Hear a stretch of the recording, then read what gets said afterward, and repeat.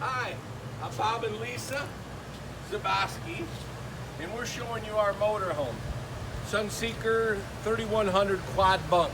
I'm just going to demonstrate some of the features so you know how to use it. If you are camping for the first time or you're just unsure of what to use on this motorhome, we'll just go over some of the features. So come on with me. We'll do the outside first. Over here we have a awning. In this awning, this particular awning is power, and so is the step. So you have a power entry step that comes in and out each time you open the door. You can shut that off, I'll show you in a minute. Or you could use the awning too, and that's a power awning. Right here, this button right down here, this is the awning extend. And all you do is simply push that button like that and the awning will come out. And then I'll show you what to do in the front. Once this is extended,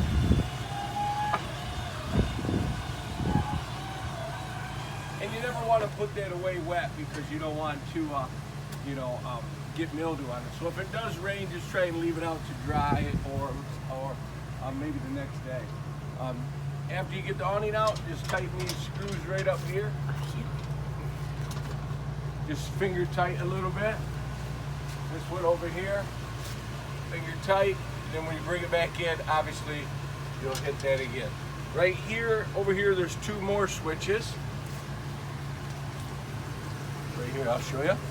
One of these switches right here, that is for the power step. So now when I open the door, it'll just stay out all the time. It kind of gets annoying going back and forth. And the other one is the exterior light up here. So the one closest to it. This other knob in here is very important. I'll have you show you, but this is called the central disconnect. So if you're, you don't want to use the power of, you don't have it plugged into power, so you want to conserve the battery of the coach, you put this in the off position, and that'll shut everything off so you don't drain your batteries unexpectedly. You just switch this little red key to off, and then of course if you need it again, you just switch it back to on, but that'll conserve some battery. Right here is the water heater, so that's automatic, so you shouldn't really have to do anything with that. It should already be on and ready to go. Inside we'll show you the switch to turn that on or off. Out here you have two 110 receptacles. You also have storage in here. And in here we have our leveling blocks that you can put under the tires if for some reason it doesn't get level or you wanted to change it, you can put those under there. All of these storage compartments just close like that and then have a little thing, and then you take a key and lock it. And it says right on the key 751, so that's the key. Here is the propane tank. If you need to refill the propane, just pull up to a propane place and they'll fill that up for you there. This is the exhaust for the furnace. This right over here is the fresh water tank fill. Let's say you're going boondocking and you don't want to be connected to a fresh water source like a hose or something, and you want to carry around 40 gallons of fresh water so you can use that over the next few days. You would just undo this right here. Don't lose the cap, so you didn't put that somewhere. And then you'd fill this up with potable water. Just fill the hose up, and once it's full, it'll start coming out this little hole. So keep an eye on it so it doesn't go into the motorhome, because I have heard stories where they do. So just watch it. When it does get full, if it's leaking out at the bottom, there's a little stopcock in underneath this bunk, and that would mean that it's on drain. So you just have to go and switch it the other way. It's near this, closest to this outside wall, kind of behind the tank. I'll show you inside. You do have a huge pass-through storage in this motorhome. It's called basement storage. I'll go on the other side and show you. So this is a nice area to store a bunch of stuff. Anything you need stored there. Basement storage in here. And then these have like, this helps hold it up. There again, that locks like that. We do include a lot of lawn chairs. I think usually we have anywhere between 3 and 5. If you need, don't need them or you want them, let us know. We'll throw it in. And then we have the outdoor kitchen package that's optional. It's a table, a gas grill, a propane tank, and cooking utensils. So there is a roof ladder but the roof is not to be walked on. It's just not made for that. So we asked that, you know, unless there's a ball stuck up there, just to, you know, stay off the roof. Thank you. Okay, on this side over here is the electrical supplies plus the sewer. So we'll show you how to first hook up to electrical. So there's a couple different things that you can do with electrical, and the first one is a 30 amp, and that's what normally campgrounds have. So this right here would plug right in to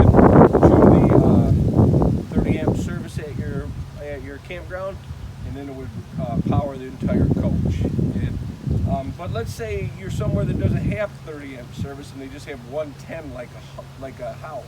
There is an adapter in here, and it's a 110 adapter. You just plug that adapter into this 30 amp service and bingo. Now you might not be able to run everything with this 110. Obviously the 30 amp service is the way to go. And then even some other campgrounds have a 50 amp service. You know, like if a motor home is a 50 footer, 40 foot diesel with regular refrigerators and washer and dryer, that they use 50 amp service. But I do have a converter there too. So you just plug that in and put that up to the campground. But most of the time you're just going to use this one without any adapters if you're at a normal campground. And there is like a little access door right here. You can unscrew this access door and put the power through. That way this storage compartment can shut all the way. You always want to make sure at the end of your camping trip that you disconnect that, because it would be very fun if you took off and it was all connected again. So just remember, before you go home, pull this in and then shut this access door. Also inside of here are a cable connection. So if the park that you're at has cable, you can connect right to there. And then the seat above, behind the passenger seat, there's a cupboard in there that's a big connection there. It also has a telephone. You know, most people have cell phones now, so I don't imagine that would be too helpful, but it is there. So all this stuff is in here. Usually I have a toolbox. You can see some of the things that I put in there, just, you know, for your convenience, is a socket set. I also have freshwater hose. I'll show you that in a second. Propane tank if you get the outdoor kitchen grill package, and then some tools and a pair of jumper cables. You never know. So I want you to feel like you have everything that you need, and you don't have to unnecessarily you know, pack all this stuff for your trip. We do have an outside shower, so if the kids get muddy or you get muddy before they go in the motorhome, you can come over here, open this door, outside shower with hot and cold water. So, and that just folds up in there again when you're done. Here is the fresh water connection. So that's what I was saying. Another one of those things. If you're at a campground or you're at somewhere that has power and water, then you just connect this fresh water hose provided right to here, and you would hold that on and then spin this thing until it's tight. And then this other end goes to the water source. So then that way you don't have to run off the holding tank. You just have fresh water all the time in there. If you are using the water source here, then you also don't need the water pump on in the motorhome, and I'll show you that in a minute. But only time you need the water pump is if you're using the tank to use your water, and then you're going to want to conserve your water too. So, okay, here's the gas tank. Here is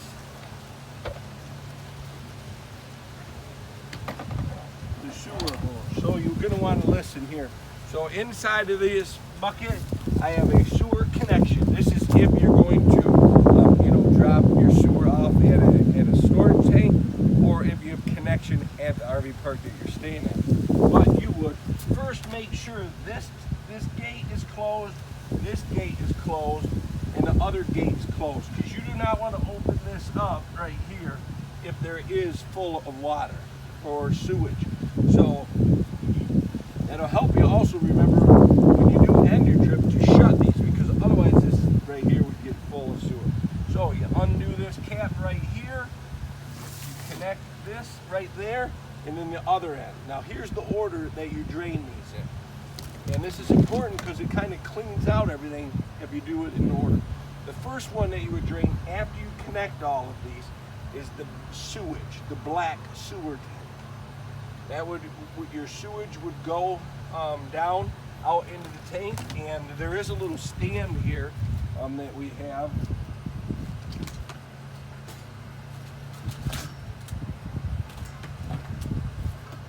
This stand, if you have it, if you open this up, it has a, you know, it's built in to have a ramp, and you just put your, you know, you put your thing in like this. That way the sewage is flowing downhill.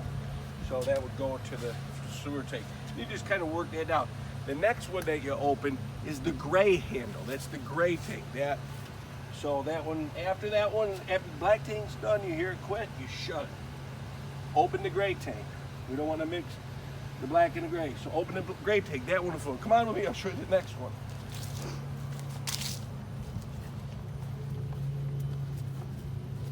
The next one is right over here, and this is for the galley, so the shower and the kitchen sink.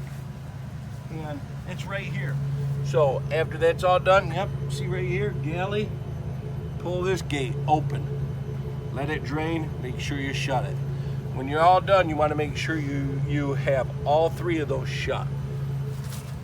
Otherwise, it'll start filling into that tube, and when you open it up the next time, or I open it up, I'll have a shower of sewage.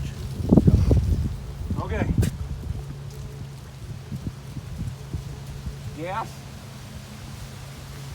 The slide is out, but usually you'll see, you know, this is where we store all the lounge chairs. Here's another storage right there. Then you also have, in here is, let me get the key. I think this is a 751. Also, is the generator. And if you use the generator for more than 5 hours, you want to, and I'll include generator oil, but you'll want to open this up and just check this oil level right here to make sure that you have enough oil. It's really simple. You can see right there, it's between that hash marks, and then you're good. Just screw this back on. But every 5 hours, you want to check that, because generators do run low on oil all the time. So that would not be good for the engine. It may cause catastrophic failure. So you want to check the oil every 5 hours, about once a day.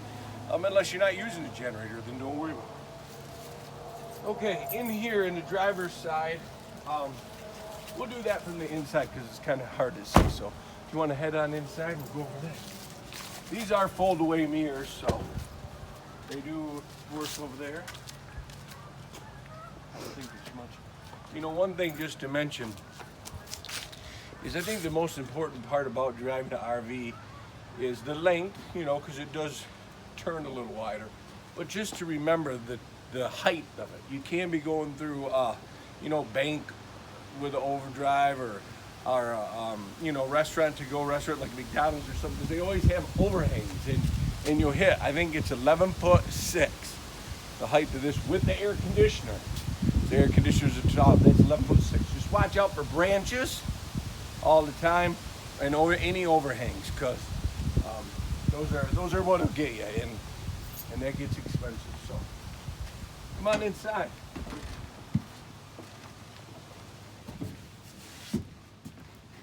Welcome. We really don't rent this motor home out that much, but we want to make sure that you enjoy it, because our family absolutely loves it, and it's precious to spend that much time. So let me go over some things here. Inside of here, you have a nice bunk bed where you could sleep 2 kids or an adult. Also, if you're not using it, you could open it up like that, and then it really opens up your driver's area. In the driver's area, you have you know, regular cruise control. Over on this side, you do see an emergency start. And if you push that, say the battery dies, and you push that, sometimes the coach batteries will start your engine for you. So just in case you forgot something, that's a second chance, kind of. And then you have two receptacles here. Everything else is pretty much standard. The power mirrors, you push it to the left, that operates that one. Push it to the right, that operates that one. The bottom ones you kind of have to do manually, but I always make sure that you adjust the mirrors before you take off. It just makes driving this, you know, the bigger vehicle easier, rather than have to try to remember that later. Inside of here, this compartment right here is the cable connection. There's also 110 in there. We also have a 110 inverter. Usually it's sitting up there on the dash, but that'll give you some electricity if you're driving down the road. Otherwise, you would have to use the generator to get electricity back here when you're driving down the road, or a charging block or something like that. So you also have a full sink, deep well sink. This couch right here opens into a jackknife. You kind of got to put your keys down when you do it. So this lays out. You can see how much I do this.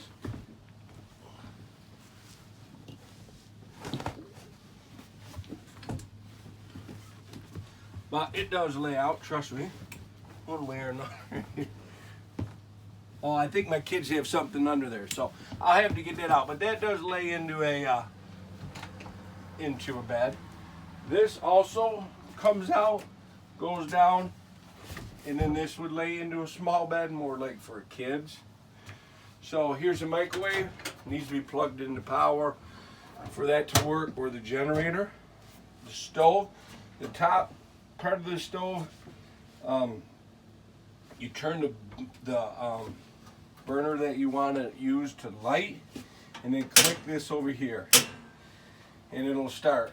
Now the inside, if you use the oven, underneath the very bottom, in the very back, you'll see a pilot. You have to push this in and light that pilot, and then your oven will work. It's a very small oven, you know. You're not going to cook any turkeys or anything in there, but maybe warm up a pizza or something. The stove, the refrigerator, it's nice. The freezer. This also runs on either electricity or propane gas, so it will work even if you're boondocking. You just select here, gas or auto. I usually leave it on auto, and then it changes over as you unplug it. So here is a convenience center, and this describes everything in the motorhome. The generator is started from here. Before you start the generator, you have to push this prime button. The prime button will get the gasoline to the line all the way there. So usually turn that on for a few seconds before, hold that down, and then like that. If you heard it start up, it'll start by itself right there. Just if it doesn't start right away, just push the prime again for a few times. It just means you didn't prime it. So this water heater, once the water heater is full of water, then you turn the water heater on, and it has a DSI ignition, so you don't have to use a pilot light or anything like that. You just turn the water heater on, and it'll go on. The water pump, if you're running off of the freshwater tank, which I'll show you in a minute, it's under that bunk, then you need a water pump too. If you're running off the water out there at the campground, you don't need that. Arctic package, this is if it gets below freezing. Turn this on, and it'll help keep your sewage tank and your holding tanks warm so they don't freeze up. It's just designed to help for a few degrees below freezing. It doesn't help to get down to zero or something. So these turns on the lights here, and this one here operates the slide out. So this slide out comes in and out. You make sure that that's in, obviously, before you take off.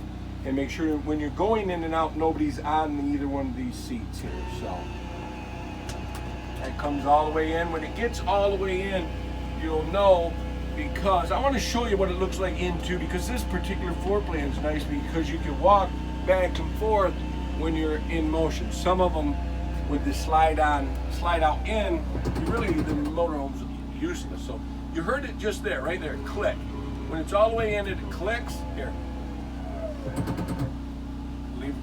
let the switch. But see, you can get all the way to the bathroom back here, no problem with that slide out in. So that's nice. There is also on this here, there are 3 seat belts here. So 1 kid, 2 kids, 3 kids, another seat belt here at this, and then 2 more. You know if there are 2 or 3 seat belts. 2 seat belts back here. So none in this one. So, but plenty of seat belts. So that's another nice thing. We'll shut the generator off because we don't need it. You just push, you know, the button down, and you'll hear it shut off. We'll open this back up. So opening this back up, you just keep doing this all the way out. Make sure it's all the way out, and make sure it's all the way in when you do it. But that's the only way it seals. If you don't have it all the way out, it won't be sealed, and you'll get water in here and cause water damage. So all the way out. As soon as it clicks like that, it's done. Carbon monoxide detector. There's also smoke detector. Sometimes if you are cooking right here, that will go off, so you can just, you know, push the button or to clear it or lower it down. So full glass shower here with plenty of room, which is nice. These go out to provide privacy on this side and this side, and then the door for the bathroom is open here. There are some power fans on here. So the vent up here has a power fan. If you want to use a fan, you can undo this. You just have to remember to put it back down if it rains.